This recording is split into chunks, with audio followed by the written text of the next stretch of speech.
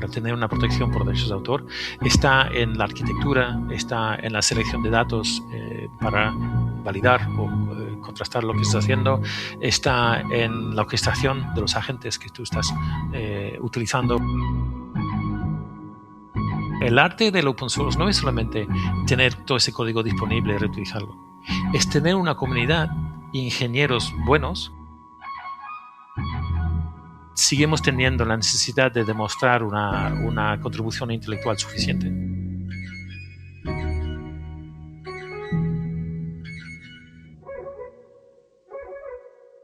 Muy buenas. En la confluencia de 4 galaxias, marketing, datos, tecnología y derecho, hemos creado este espacio, donde entrevistaremos a DPOs, CMOs, CDOs y otras criaturas salvajes de procedencia dispar.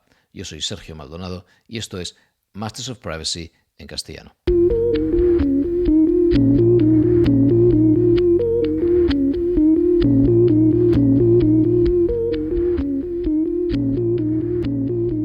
Muy bien, esta es la segunda parte de una entrevista que hemos arrancado en inglés y publicado en el canal en inglés el pasado 9 de junio con Malcolm Bain, y aunque puede sonar alejado de nuestro ámbito de interés, como comentaba yo allí, para nada lo está, porque como sabéis el reglamento de inteligencia artificial apunta directamente al marco comunitario de protección de derechos de autor a la hora de exigir el respeto al opt-out que pueden tener los creadores frente al entrenamiento de LLMs con sus creaciones, con sus obras, y también a la hora de sumar el respeto a este mecanismo de opt-out a la exigencia de transparencia que se impone a quienes crean modelos de IA generativa.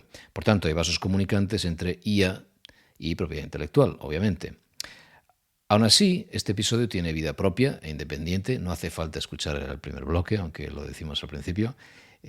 Si en el primer bloque habíamos despegado suavemente con el análisis de la paradoja de tener que proteger software u obras generadas con ayuda de IA y al mismo tiempo evitar que la IA use nuestras obras para entrenamiento, que viene a ser o viene a significar que nos aprovechamos de un repositorio universal de creatividad para generar obras derivadas, pero luego aspiramos a que nuestro propio trabajo no contribuya a todo ello.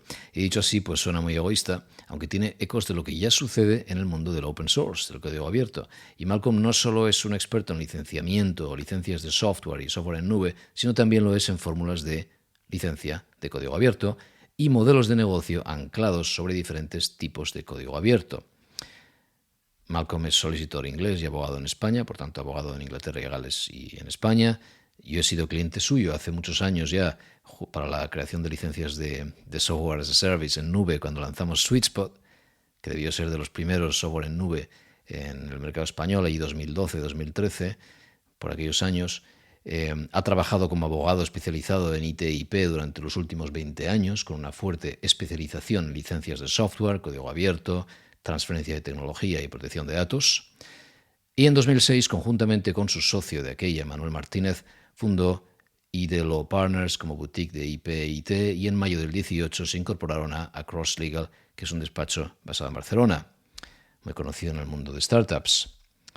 Además de su actividad profesional asesorando a emprendedores, empresas privadas, sector público y proyectos de código abierto, Malcolm es miembro de la Free Software Foundation Europe y de ASTP, profesor asociado de Derecho en la Universidad de Barcelona, mentor en Techno Spring Industry y otros programas para emprendedores, y también ponente habitual en conferencias y seminarios de este ámbito.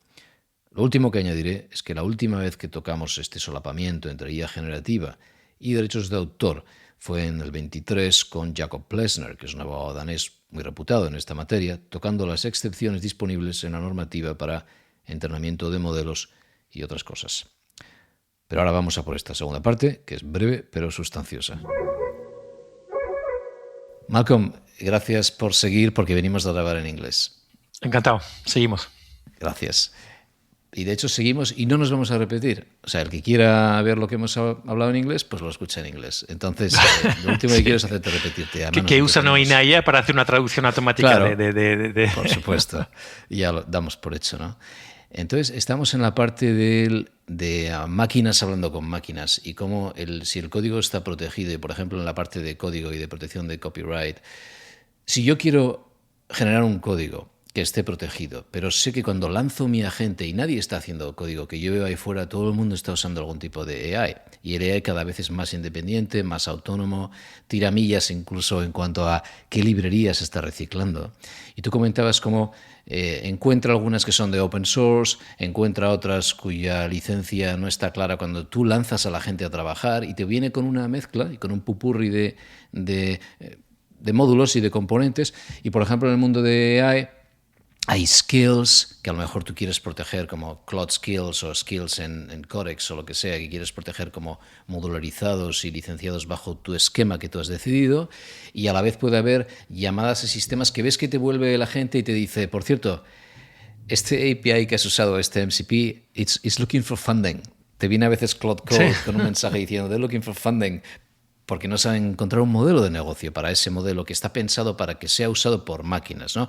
Quieren buscar en Internet, y ya me callo, y van a herramientas de search solo para buscar, solo para ser conducidas por agentes y no por humanos. Está pasando esto. Entonces ahí, si ahora tú te acercas a un equipo que desarrolla software y que el modelo ya está descansando sobre cloud o sobre SaaS, si es que SaaS tiene años de vida por delante todavía.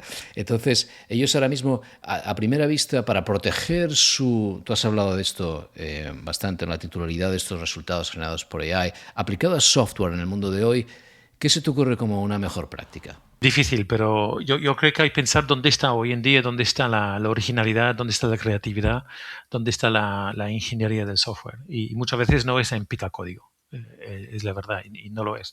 Y desde hace mucho tiempo no lo es. Entonces, yo creo que hay mucha parte de la creatividad, la originalidad que tú necesitas aportar para tener una protección por derechos de autor.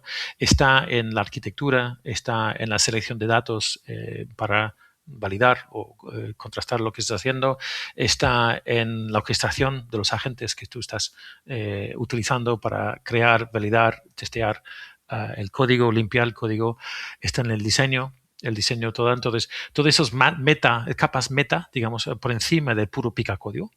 Yo creo que es importante mantener las evidencias de este input, de este trabajo, que es normalmente en la vida de un software es lo que se pierde, porque al fin y al cabo, una vez que tengas el producto, lo que vale es el producto, no son las líneas de código, y te olvidas que hay 3 meses de ingeniería de software, que hay un montón de gente, que hay esquemas, arquitecturas, test de cosas que funcionan y que no funcionan, y esta metainformación sobre el resultado que tú obtienes es esencial para poder alegar que hay una autoría humana, que hay una contribución en el resultado. Y esto es, cuanto más agentes y más compleja, más realizado por la machine, no made by the machine, cuanto más importante será guardar rastro y evidencias de todo lo que el input del equipo técnico que está detrás de esto. Entonces, ¿qué te parece esta idea? Por ejemplo, un equipo de desarrollo ahora en su día hablábamos de lo importante que era tener un código limpio y bien comentado, ¿no? Lo que era hacer buen código, las mejores prácticas. Oye, este tío qué bien escribe código. El código más limpio, más ordenado, qué fácil se puede retomar el trabajo por otro equipo, ¿verdad? A día de hoy, ya cada vez los agentes generan código más limpio, más ordenado, bien comentado, esa parte está fuera, pero entiendo que esos deberes previos y ese trabajo de metainformación y de envoltorio y de arnés podría traducirse en decirle a tu sistema y poder demostrar a posteriori que tú has dicho, mira, me gustaría generar un código que quiero que descanse sobre la licencia AGPL o GPL o lo que tú digas. Yo te llamaría a ti para preguntarte cuál sería la mejor. Y entonces eso quiero que fuera el código que resulte. Y por tanto, quiero que vayas ahí fuera y garantices que todas las licencias que yo voy a integrar en virtud de cómo reciclo esos módulos, respeten ese resultado final. Y eso queda escrito en la memoria, en el contexto, en el memory MD, en lo que quieras. Y eso sí que es muy demostrable. Entonces puede ser una buena práctica, ¿no? Esto puede ser una buena práctica, totalmente. Si la máquina sabe hacerlo. Es decir, tienes que tener un AI model, ¿no? Que tenga estas reglas de conducta, que está programado un par de agentes, ¿no? Depende de cómo está hacer, que puede revisar de dónde vienen las diferentes fuentes del código, puede hacer un screen, un scan, ¿no? Y un compare, una comparación con código existente y luego decir, bueno, estas son las licencias, vamos a excluir esto, vamos a hacer otra iteración porque tenemos que excluir este archivo, etcétera, etcétera, etcétera. Entonces yo creo que sí que es posible. ¿Okay? Entonces, por tanto, tienes un resultado que a lo mejor es digno de protección por derechos de autor y por tanto tú puedes licenciar.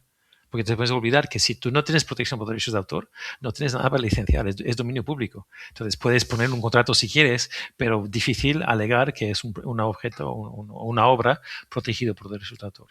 Pero yo pienso que tienes un problema. Porque al final el arte del open source no es solamente tener todo ese código disponible y reutilizarlo.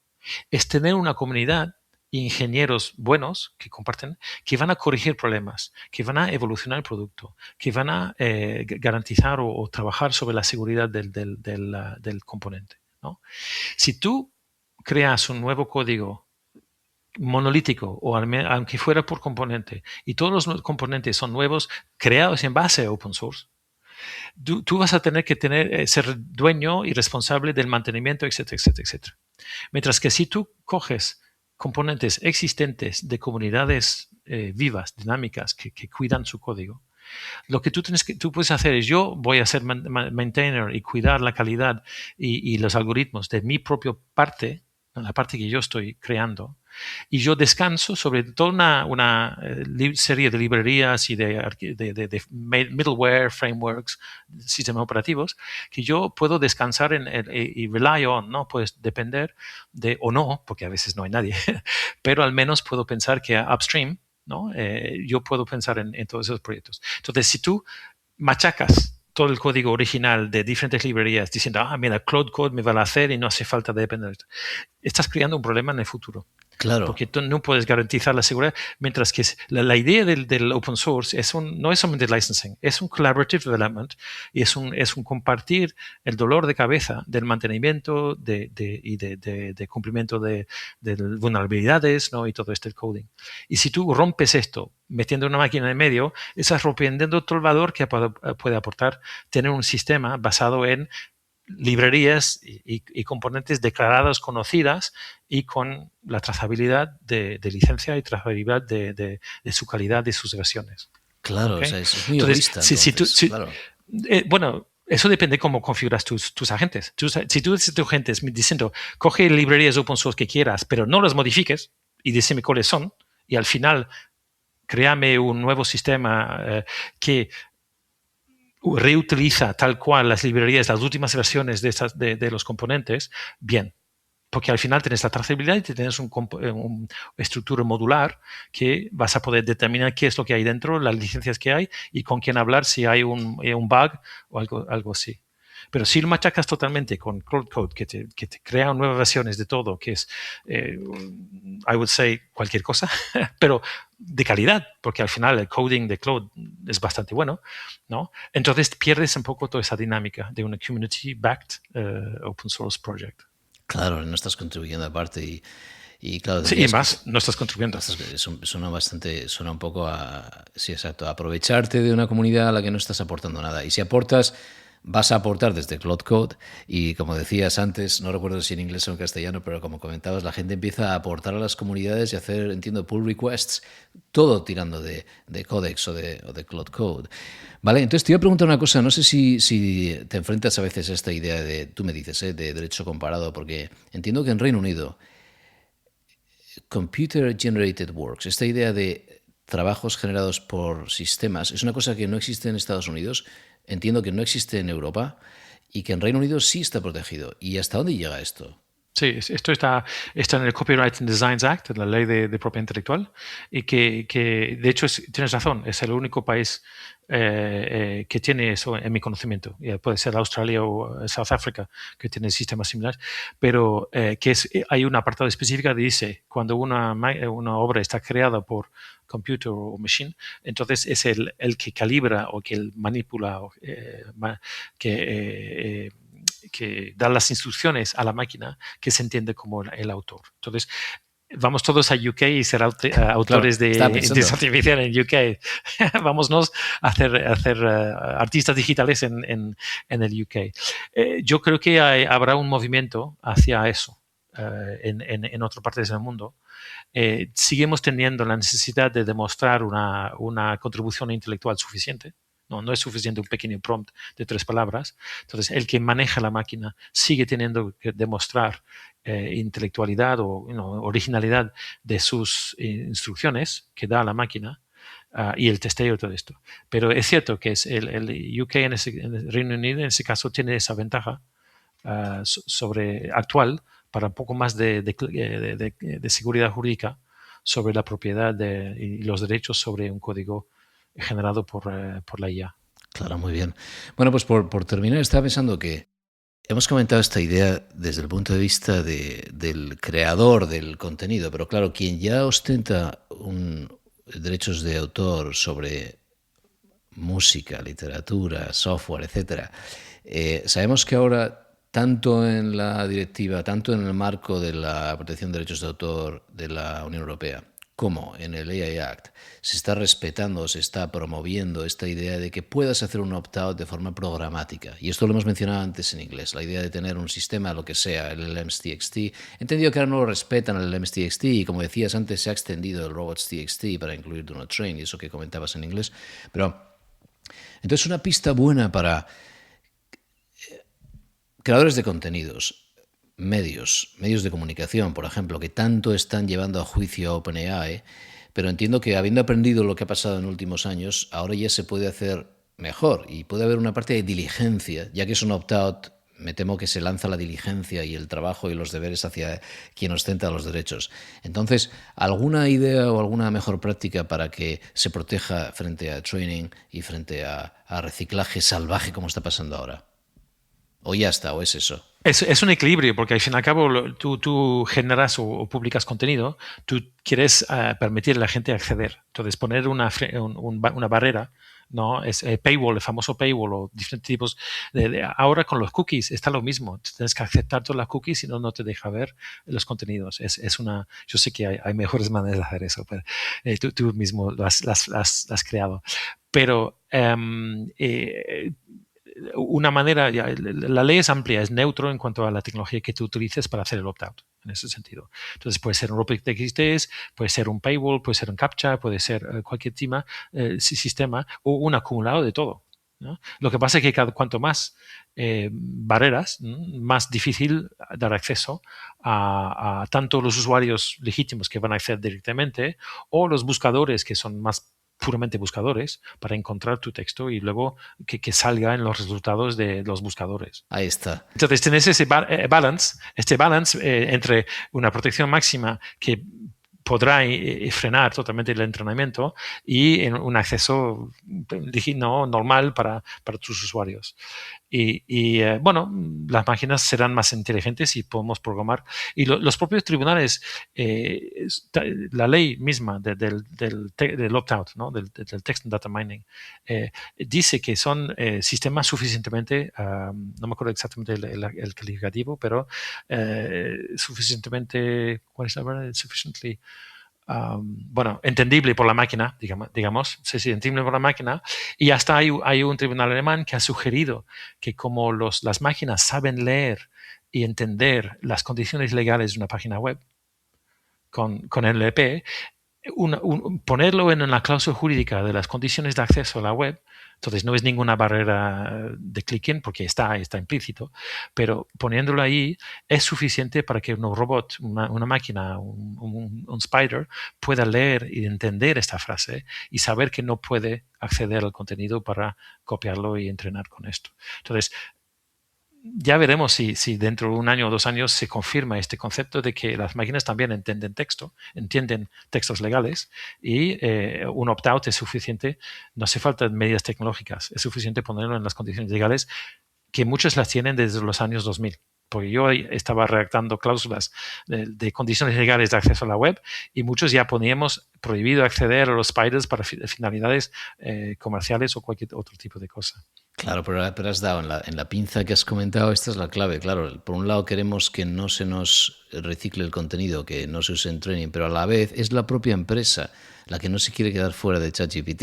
Y entonces tú mismo estás tirando. Eso es lo que pasó con los medios al principio, ¿verdad? Con los buscadores. Luego la gente, todo el mundo se ha quejado de Google, pero querían aparecer en Google.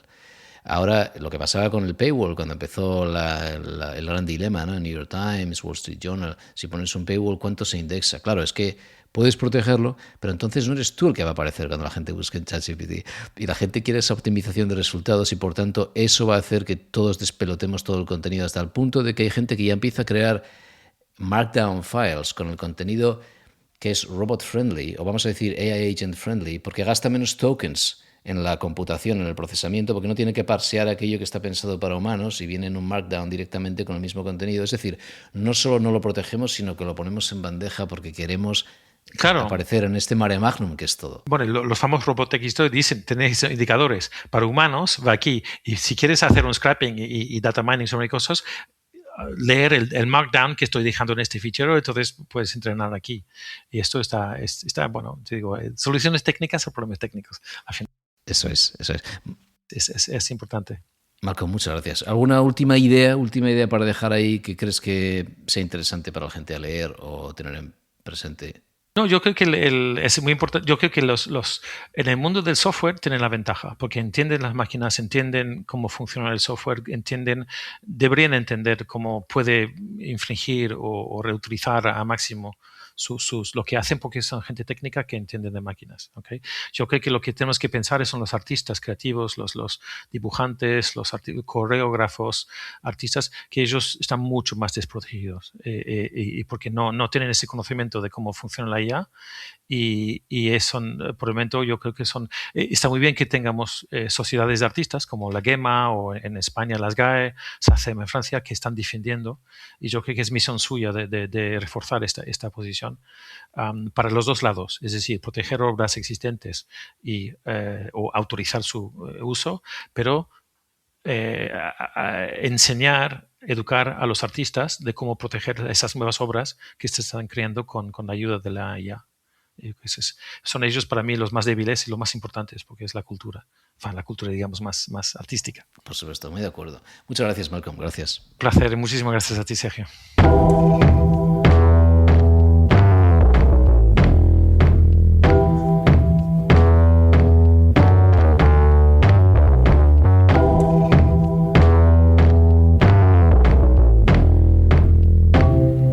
Hasta aquí hemos llegado. Hoy podrás encontrar más información sobre este episodio en mastersofprivacy.com, accediendo a la sección en castellano.